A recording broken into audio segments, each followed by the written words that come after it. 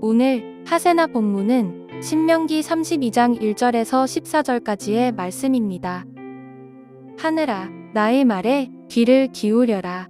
땅아, 나의 입에서 나오는 말을 들어라.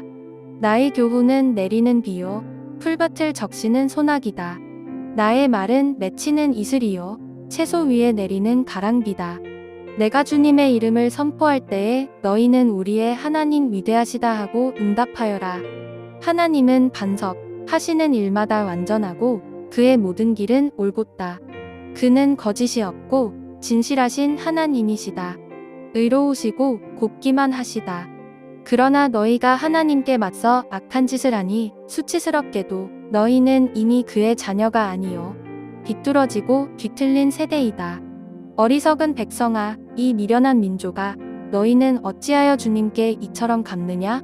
그는 너희를 지으신 아버지가 아니시냐?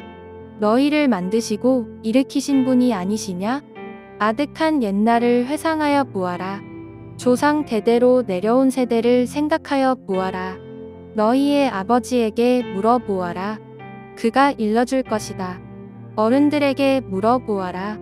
그들이 너희에게 말해줄 것이다. 가장 높으신 분께서 여러 나라의 땅을 나누어 주시고 인류를 갈라놓으실 때에 이스라엘 자손의 수요대로 민족들의 경계를 갈라놓으셨다. 그러나 주님의 몫은 그의 백성이니 야곱은 그가 차지하신 유산이다. 주님께서 광야에서 야곱을 찾으셨고 짐승의 울음소리만 들려 오는 황야에서 그를 만나 감싸주고 보호하고 당신의 눈동자처럼 지켜주셨다. 마치 독수리가 그 보금자리를 뒤흔들고 새끼들 위에서 퍼덕이며 날개를 펴서 새끼들을 받아 그 날개 위에 업어 나르듯이 주님께서만 홀로 그 백성을 인도하셨다. 다른 신은 옆에 있지도 않았다. 주님께서 그 백성에게 고원지대를 차지하게 하시며 밭에서 나온 열매를 먹게 하시며 바위에서 흘러내리는 꿀을 먹게 하시며 단단한 바위에서 흘러내리는 기름을 먹게 하셨다. 소적과 양적과 어린 양의 기름과 바산의 수향과 염소 고기와 잘 익은 밀과 붉은 빛깔 포도주를 마시게 하셨다. 오늘 말씀부터는 본격적으로 모세의 노래가 등장을 합니다. 모세는 먼저 하늘과 땅을 자신이 부르는 노래의 증인으로 내세워요. 그러면서 하나님이 어떠한 분이신지 선포합니다. 여러분, 우리 하나님 어떠한 분이신가요? 위대하시고 완전하시고 또 정의롭고 진실하시며 거짓이 없으신 분이십니다. 이처럼 이 놀라운 하나님은요, 이스라엘의 반석이 되어주셨다고 모세는 먼저 그 하나님을 찬양하며 노래하고 있습니다. 그러나 이스라엘 백성은 어떻게 행동을 했나요? 그들은 어리석게도 하나님을 맞서 악한 짓을 했습니다. 자신들을 지으시고 일으키신 하나님 아버지의 은혜에 대한 배반을 한 것이죠. 모세는 이들을 향해 삐뚤어지고 뒤틀린 세대다라고 말을 했습니다. 삐뚤어지고 뒤틀린 이 세대는 하나님께서 친히 인도하신 그 역사를 잊은 세대처럼 행동을 했던 것이죠. 그래서 모세는요, 하나님께서 어떻게 이스라엘 백성을 인도하셨는지를 고백을 해요. 지금 이스라엘 백성이 약속의 땅에 들어갈 수 있었던 이유가 무엇인가요? 바로 하나님께서 그들에게 땅을 유업으로 주셨기 때문입니다. 그리고 하나님은 그들에게 다른 것을 바라지 않으셨고 하나님께서는요, 오직 이스라엘 백성이 당신의 유업이라고 말씀을 하세요. 이렇게 하나님은 이스라엘 백성을 정말 아끼고 사랑하셨습니다. 그들이 광야 생활을 할 때에도 눈동자처럼 아끼고 보호해 주셨고요. 마치 독수리가 날개를 쳐서 새끼들을 업어 나르듯이 오직 주께서 홀로 이스라엘 백성들을 인도해 주셨다고 고백을 하고 있는 것이죠. 약속의 땅으로 인도하신 그 하나님은 그들을 먹이시고 입히시고 채워주실 것입니다. 이처럼 모세는요, 하나님과 이스라엘 백성은 정말 특별한 관계라는 것을 노래했던 것이죠. 저는 오늘 말씀을 보면서, 특별히 3절 말씀을 보면서 하나님과 이스라엘의 관계를 생각해 보게 되었어요. 모세는요, 자신이 주님의 이름을 선포하면 이스라엘 백성은 우리 하나님은 위대하신 분이시다라고 응답하라고 이야기를 합니다. 이처럼 모세는요, 마치 축구 선수들이 이 서로 간의 패스를 잘 주고받는 이 티키타카처럼 하나님과 이스라엘 백성이 하나의 팀으로서 화합을 잘 이루길 바라는 마음이 있었어요. 비단 이것은요, 모세의 마음뿐만 아니라 하나님의 마음이기도 했습니다. 하나님은 처음부터 이스라엘과 합이 잘 맞는 관계가 되기를 원하셨어요. 그래서 하나님은 이스라엘 백성을 구원하셔서 그들과 언약을 맺으셨고 그들과 마음을 잘 맞추어서 정말 친밀한 관계 속에서 평생토록 그 여정을 동행하기를 원하셨던 것이죠. 그래서 하나님은 자신의 몫을 세상의 다른 어떤 곳에서 찾으신 것이 아니라 오직 이스라엘 백성에게서만 그 유업을 찾으시며 스스로 만족하신 것입니다. 이스라엘 백성들은 하나님과 정말 티키타카를 잘 이루어가야 했지만 그들은 어떻게 행동했나요?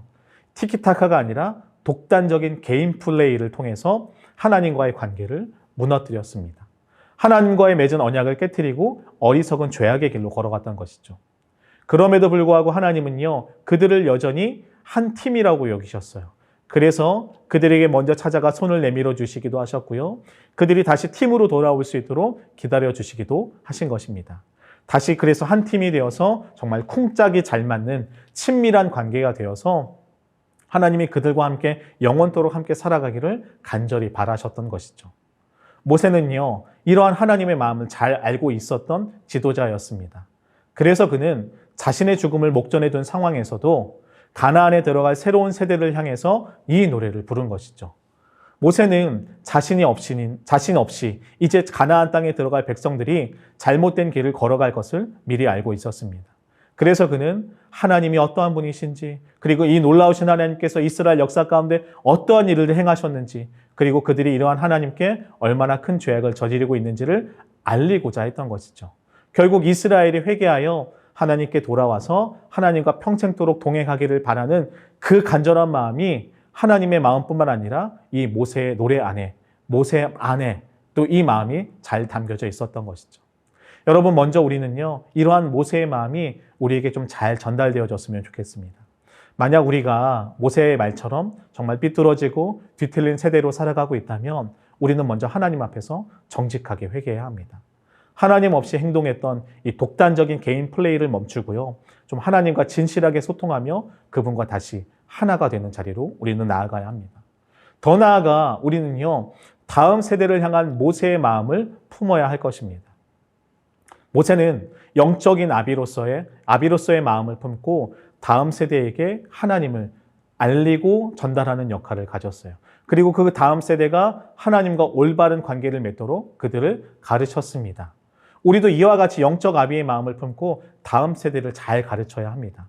믿음의 선배들이 하나님과 올바른 관계 속에서 정말 쿵짝을 잘 맞추어서 하나님과 그들 간의 이야기를 잘 만들어 나갔듯이 다음 세대를 향해서 우리도 그저 말로서만 가르치는 것이 아니라 하나님과 우리가 함께 써내려간 이야기를 다음 세대에게 나누고 전달해야 하는 것입니다. 다음 세대들이 그 이야기를 통해서 정말 하나님을 알아가고 하나님을 만나는 계기가 되도록 우리 삶에 정말 하나님을 만난 흔적들을 다음 세대들에게 보여주고 하나님을 닮은 향기를 뿜어내야 하는 것이죠. 특별히 부탁하는 것은요, 우리의 실패와 실수를 나누기를 좀 주저하지 마셨으면 좋겠어요. 하나님께서 그 실패와 실수 가운데서도 우리를 포기하지 않고 끝까지 사랑으로 인도하셨듯이 자녀들의 삶에도 그렇게 행하실 것을 좀 다음 세대들에게 잘 나누어 줬으면 좋겠습니다. 그래서 우리 가정들마다 교회 안에 이러한 하나님과의 이야기가 좀 풍성하게 넘쳐났으면 좋겠습니다. 오늘의 아시조는 9월 2일부터 4일까지 진행되는 사경회를 위해서 기도하는 것입니다. 세상 속의 그리스도인이라는 주제로 말씀을 들을 때 우리 안에 진리의 빛이 비춰지는 은혜의 사경회가 되기를 소망하며 함께 기도하면 어떨까요? 오늘의 아시죠? 함께 하시죠.